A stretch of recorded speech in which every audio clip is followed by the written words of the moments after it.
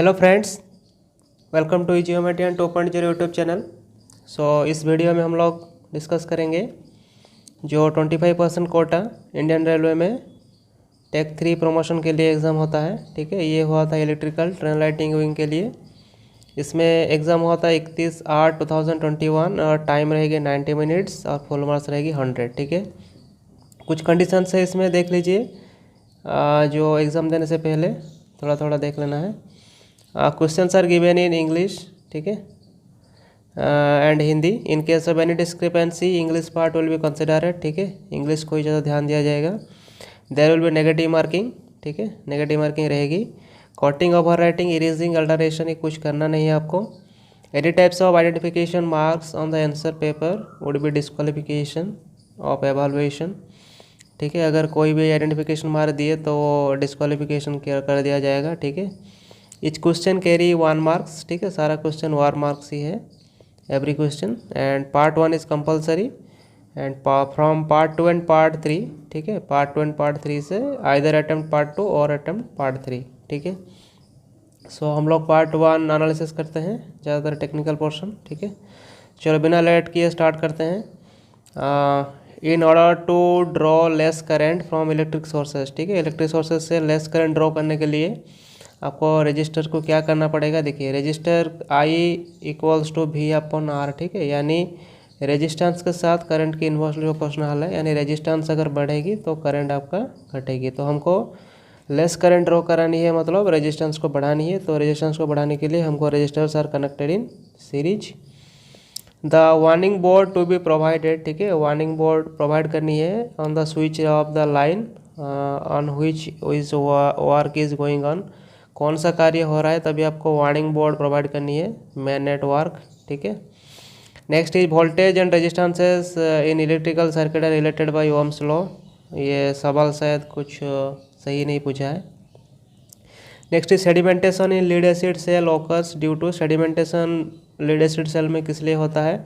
Over charging अगर होता है हाई रेट में तो होती है, ये सल्फेशन क्रिएट होती है आपकी जो कैथोड एंड एनोड पार्ट में।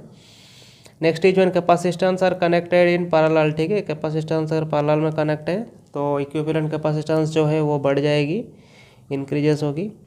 Ohms law is applicable to. देखिए, ओम्स लॉ जो है वो आपका एक लीनियर कैरेक्टरिस्टिक्स फॉर्म करती है करंट एंड वोल्टेज के बीच, यानी ये सारा मेटेलिक कंडक्टर में एप्लीकेबल होती है। तो यहाँ पे ये सेमीकंडक्टर है, ये वैक्यूम है और ये कार्बन, यानी ये तीनों ही आपका सेमीकंडक्टर टाइप है। सो आंसर होगा none of this. Next is correct form of Ohm's law, ये होती है V equals to IR। Next is how much current is produced by voltage अगर 180 है एंड रेजिस्टेंस 15 ओम है। सो करेंट आपको I equals to V upon R formula से निकालनी है। ठीक है, आंसर आएगा almost 12 ampere. Next is what is the approximate filament resistance. ठीक है, R पूछा है, V अपॉन I कर दो। Light bulb operates 120 volt and current is 0.6 ampere. So answer आएगा आपका ऑलमोस्ट 200 एम्प्स के आसपास आएगा। ठीक है, 120 इंटू 10 ओके अपॉन 6, सो 200 आएगा। Next is if you wish to increase the amount of current. ठीक है, करंट अगर बढ़ानी है 20 amps to 60 amp, then changing the voltage source from 40 volt to कितनी करनी है? आपको पता होगा I direct proportional to voltage. अगर करंट 3 टाइम्स बढ़ानी है तो वोल्टेज भी आपको 3 टाइम्स करनी है, यानी 120। Magnetism of magnet can be destroyed. ठीक है, मैग्नेटिज्म कैसे डिस्ट्रॉय होती है? Heating, hammering by inductive action of another magnet, यानी सारा होगा answer. Next strength of electromagnet okay can be increase. ठीक है, इलेक्ट्रोमैग्नेट स्ट्रेंथ का कैसे बढ़ेगी? सारा करनी पड़ेगी आपको, क्रॉस सेक्शनल एरिया बढ़ानी पड़ेगी, increase the number of turns भी बढ़ानी पड़ेगी। ठीक है, सब कुछ करनी पड़ेगी क्योंकि L इक्वल्स टू आपका N अपॉन I। ठीक है, next is magnetic field exist around. Magnetic field रहेगी आपका मूविंग चार्जेस के अराउंड में। When an iron piece is placed in a magnetic field okay, so the magnetic lines of force will bend away from their usual paths okay, in order to pass through the piece. Answer होगा option number B। The magnetism left in the iron iron okay after exciting field has been remove, ठीक है। Exciting field हटाने के बाद भी अगर magnetism रहती है तो उसको बोलते हैं रेसिडुअल मैग्नेटिज्म, ठीक है। A permanent magnet is basically attracts ferromagnetic substances and repels all other, ठीक है। बट सी ऑप्शन में देखिए बोल दिया है कि अट्रैक्ट्स ओनली फेरोमैग्नेटिक सब्सटेंसेस, ये गलत होगा क्योंकि 3 तरह के मैग्नेटिक सब्सटेंसेस होता है, पैरामैग्नेटिक, डायमैग्नेटिक एंड फेरोमैग्नेटिक, ठीक है। पैरामैग्नेटिक को भी इसका प्रोबेबिलिटी ग्रेटर देन 1 रहती है तो ये थोड़ा थोड़ा अट्रैक्ट होती है। सो यहाँ पे ओनली लिख दिया है इसलिए ऑप्शन सी नहीं होगा, ऑप्शन डी होगा। RMS stands for root mean square, ठीक है, option number A. The peak value of sine wave is 200, ठीक है। अगर पिक वैल्यू 200 है तो एवरेज वैल्यू मल्टीप्लाई कर दो 0.637 के साथ, आंसर आएगा 127.4। The voltage of domestic supply is 230 volt, ठीक है। ये क्या वोल्टेज है, RMS वोल्टेज है। The purpose of train lighting alternator, ठीक है। ट्रेन लाइट अल्टरनेटर का काम क्या है, ये सारा काम करेगा जैसे कि चार्जिंग करेगा बैटरी को, working of lights fan in the coach and sharing the load, ठीक है। Next is the capacity of alternator used in self generation coach 110 volt light, ये होता है 4.5 किलोवाट, ठीक है। The field resistance of 4.5 kilowatt 110 volt alternator, ये है 6.0 plus minus 0.5 ओम, ठीक है। ये सारा आपका RDSO साइड में मिल जाएगा, ठीक है। इसका आंसर देख लेना ट्रेन लाइटिंग करके, train lighting handbook. This number A is available in electrician knife, इसमें एक ही होती है। This is use to remove और tighten thread of the pipe, तो पाइप का थ्रेड को टाइट करने के लिए पाइप रेंज यूज होती है। This meter is use to measurement the current of a circuit, ये होती है ammeter. 1 milli ampere equals to 0.001 AIIMS. Days meter is use to measure the current in the circuit without disconnecting the connection, ठीक है। Connection को disconnect किए बिना जो check करने के लिए आपको क्लिप ऑन मीटर चाहिए, ठीक है। Next is 28 numbers. This type of clip on meter is use to measurement the battery current, so battery DC में होती है तो DC आंसर होती है। This is use along with AC ammeter to measure higher current, higher current के लिए आपको CT चाहिए क्योंकि PT जो है वो वोल्टेज के लिए है। This is use to measure the voltage in circuit, voltage check करने के लिए वोल्ट मीटर चाहिए। This is use to measure the insulation resistance of motor, so motor की इंसुलेशन रेजिस्टेंस यानी IR चेक करने के लिए आपको मेगर चाहिए, insulation megger. This is use to measure light intensity, light intensity के लिए आपको लॉक्स मीटर ही चाहिए, ठीक है। This is use to measure the pressure on AC system, pressure check करने के लिए आपको प्रेशर गज चाहिए। This instrument is use to see the waveform of a signal, waveform check करने के लिए आपको ऑसिलोस्कोप चाहिए। This is use to measure the frequency of a sine wave, तो आपको फ्रीक्वेंसी मीटर चाहिए।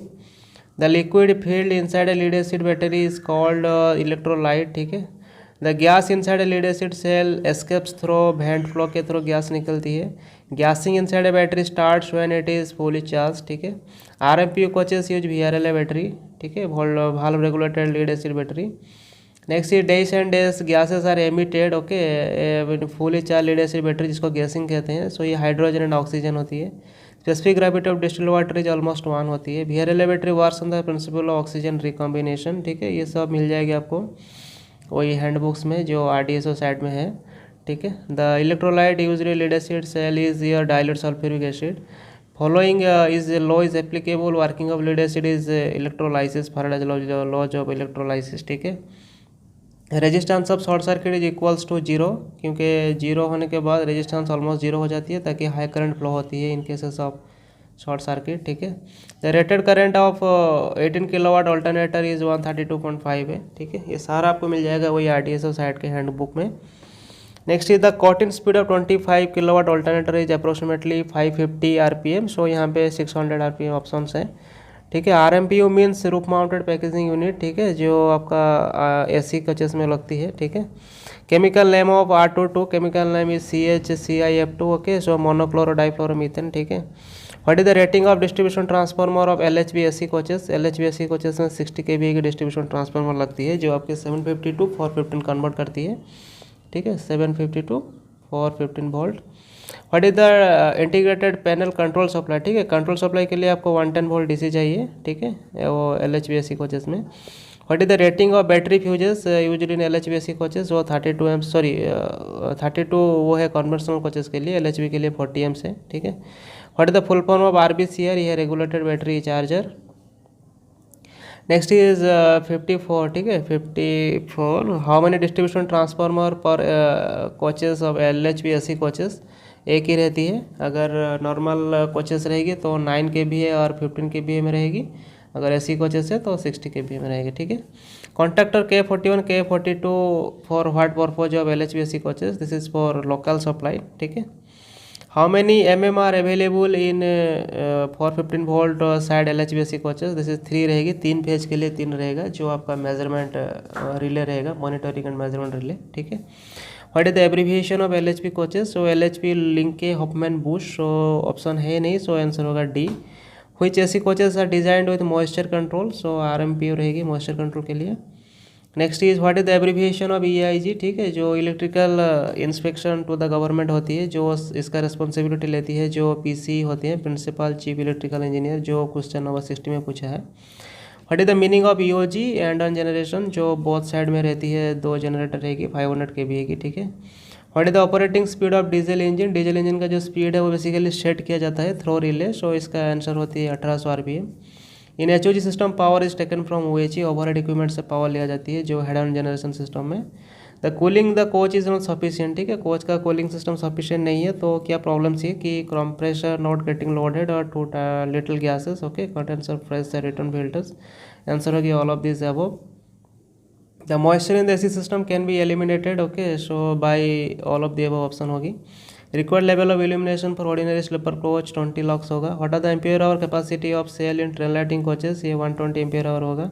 How much resistance required to limit the current from 12 volt battery to 3.6 ampere, okay, so R equals to V upon I, ठीक है, 12 upon 3.6, answer होगी 3.3। What is the resistances of the circuit, ठीक है, circuit resistance very easy सवाल है, 6 6 12 कर दो, ये 24 24 12 है, सो आंसर आएगा 6 Ω, ठीक है। So option number 69, option number is B, okay. What are the resistances of the circuit? So इस सर्किट में रेजिस्टेंसेस क्या है? 70 नंबर आंसर, सो आंसर आएगी आपका 12.5, ठीक है। करके देख लेना, ये 15-15 सीरीज में ले लेना, उसके बाद इसको साथ पैरेलल कर देना, जो आएगा फिर इसके साथ सीरीज, फिर जो आएगा इसके साथ पैरेलल, अगेन इसके साथ ऐड कर देना। वेरी इजी सवाल है friend. The current I is in the figure, ठीक है, सो करंट देखिए यहाँ पे डिवाइड हुआ है, जैसे कि 10 एम्पियर एंट्री हुआ और यहाँ पे डिवाइड हो गया 2 + 8 में, अगेन 2 डिवाइड हो गया, इधर 4 एंड इधर 4 आ जाएगा, सो ये सीरीज में है, सो सीरीज में आपका करंट सेम रहती है, सो आंसर आ जाएगा 4 amps, ठीक है। Next is the symbol used for inductor, ठीक है, इंडक्टर का सिंबल रहती है ये वाला, ठीक है, ये शायद मिट गया है, ऐसा रहेगा। Before starting the work on faulty circuit it should be ensured that कोई भी आइसोलेटेड होनी चाहिए पहले, the faulty portion has been isolated from the power supply.